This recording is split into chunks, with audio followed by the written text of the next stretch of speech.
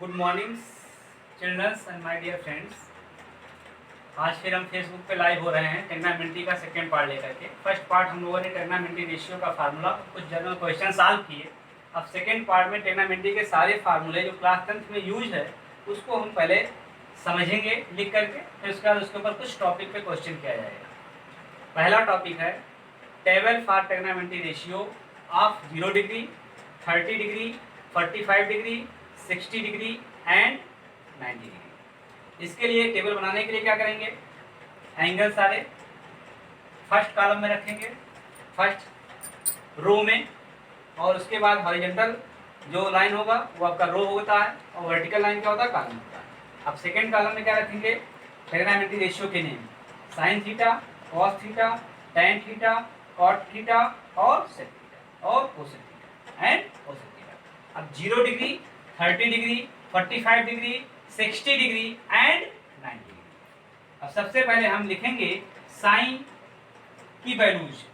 Sign 0 का value 0 होता है, साइन 30 की वैल्यू 1/2, साइन 45 की वैल्यू 1/√2, साइन 60 की वैल्यू √3/2, साइन 90 की वैल्यू 1। इस वैल्यू को अगर हम लर्न कर लें तो इसी के माध्यम से सारी 5 वैल्यूज हम लर्न करने का तरीका बताते हैं।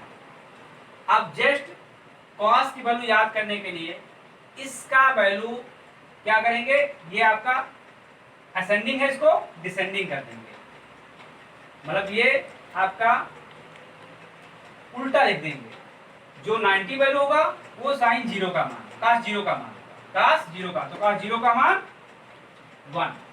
जो 60 की वैल्यू होगी साइन, वो cos 30 की वैल्यू होगी, तो cos 60 की वैल्यू क्या है, √3/2, तो 30 की वैल्यू √3/2, 1/√2, दोनों की वैल्यू सेम होगी। साइन 45 cos 45 का वैल्यू सेम होगा क्योंकि मिडिल में पड़ रहा है, इससे सेम होगी, मिडिल वैल्यू सेम होगा। फिर cos 60 की वैल्यू का 1/2 जो साइन 30 की वैल्यू थी, और 90 की वैल्यू 0। तो इसका समझ में आ गया कि इसको हम उल्टा करके लिख दिए, साइन की वैल्यू का उल्टा मान लिखा तो क्या मिल गया, cos की वैल्यू। तो साइन की वैल्यू सबसे पहले हमें लर्न करनी होगी। फिर इसी प्रकार tan की वैल्यू कैसे फाइंड करेंगे, साइन और cos को डिवाइड कर देंगे, sine theta upon cos theta, tan की वैल्यू होती है, इसको डिवाइड कर दें तो 0/1 डिवाइड करने पर क्या आएगा, 0, tan 0 की वैल्यू 0। फिर यहाँ पर इसको डिवाइड करें, साइन की वैल्यू 30 की वैल्यू 1/2 है और cos 30 की वैल्यू √3/2 है, इसको डिवाइड करेंगे तो tan 30 की वैल्यू फाइंड होगा कैसे, √1/2 √3/2 में 2 डिवाइड करने पर कट जाएगा तो बचेगा क्या, 1/।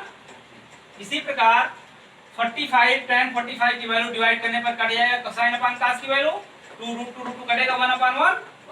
इसी प्रकार tan 60 की वैल्यू 2 कट जाएगा, 2 1 2 कट गया, √3/1 √3 हो जाएगा। अब इसका अगर किसी नंबर को 0 से डिविजिबल करें तो वो इनफाइनाइट वैल्यू होती है, नॉट डिफाइंड जिसको कहते हैं। किसी संख्या को अगर हम 0 से डिवाइड करें तो संख्या नॉट डिफाइंड होता। अब इसी का उल्टा मान जिसको कहते हैं अपोजिट वैल्यू लिख देंगे तो किसका मिलेगा, कॉट का। तो जो tan 90 की वैल्यू है वो कॉट 0 की हो जाएगी, तो कॉट 0 की वैल्यू इनफाइनाइट, फिर कॉट 30 की वैल्यू √3, कॉट 45 की वैल्यू मिडिल में है इक्वल होगा 1, कॉट 60 की वैल्यू 1/√3 और कॉट 90 की वैल्यू 0। अब सेक की वैल्यू कैसे हम याद करें कि सेक की वैल्यू याद हो जाए, तो सेक क्या है, किसका रेसिप्रोकल है, इससे पहले लोग पढ़ चुके रेसिप्रोकल वैल्यू, cos की रेसिप्रोकल। तो अगर हम 1 का रेसिप्रोकल करेंगे तो 1 आएगा, तो cos से 0 का मान भी 1 होगा और 30 cos 30 की वैल्यू क्या थी, √3/2, इसका रेसिप्रोकल तो 2/√3 सेक का, और √2/1 रेसिप्रोकल वैल्यू आपका 45 का होगा और 2/1 का वैल्यू, और ये इनफाइनाइट क्या होगा, 0/1 था तो 1/0 क्या हो जाएगा, इनफाइनाइट होगा। तो किसका वैल्यू था, ये रेसिप्रोकल हुआ, cos की वैल्यू का रेसिप्रोकल सेक की वैल्यू के इक्वल। अब इसी को हम उल्टा लिखते हैं तो कोसेक की वैल्यू आ जाएगी, तो कोसेक 0 साइन का रेसिप्रोकल होता, 0 का रेसिप्रोकल इनफाइनाइट, 2/1 का 1/2 का रेसिप्रोकल 2, √2/1 का रेसिप्रोकल √2/√3 हो जाएगा आपका, इसका रेसिप्रोकल √3/2 का, और 1 का रेसिप्रोकल। इस प्रकार पहले टॉपिक को हम लोग क्लियर समझ गए। Table for trigonometry ratio 0 degree, 30 degree, 45 degree and 60 degree and 90 degree का हमने क्लियर समझ लिया। अब नेक्स्ट टॉपिक है identity trigonometry identities. Trigonometry identity क्या, 3 आइडेंटिटी हम यूज करेंगे क्लास 10 में। पहला आइडेंटिटी है sin square theta plus cos square theta equal to 1। First identity है sin square theta plus cos square theta equal to 1। अब ये मेन आइडेंटिटी, इसमें अगर हमें sin की वैल्यू फाइंड करनी हो तो cos को ट्रांसपोज करो, प्लस है तो माइनस 1 माइनस cos स्क्वायर, ऐसे cos निकालना हो तो 1 minus sin square.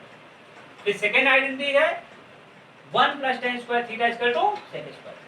tan square theta equal to हो जाएगा sec square theta minus 1 equal to हो जाएगा sec square theta minus tan square theta. ये मेन आइडेंटिटी है आपका 1 प्लस tan स्क्वायर थीटा से दो आपके और वैल्यूज निकाल सकते हैं इसी प्रकार। और थर्ड आइडेंटिटी है 1 plus cot square theta equal to cosec square theta. अब cot की वैल्यू फाइंड करनी है तो 1 को अपोजिट करें तो नेगेटिव हो जाएगा, cosec स्क्वायर थीटा माइनस 1।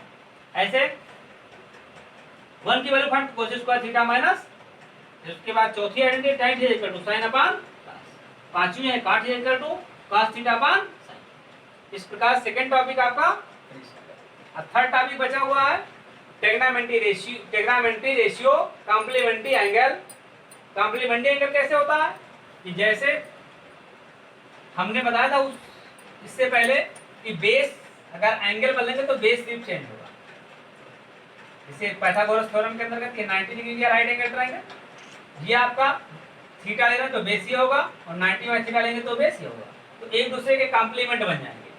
कैसे, sin 90 minus theta equal to होता है cos थीटा। कैसे होता है ये, इसको देखा जाए, प्रूफ किया जाए तो sin 90 माइनस थीटा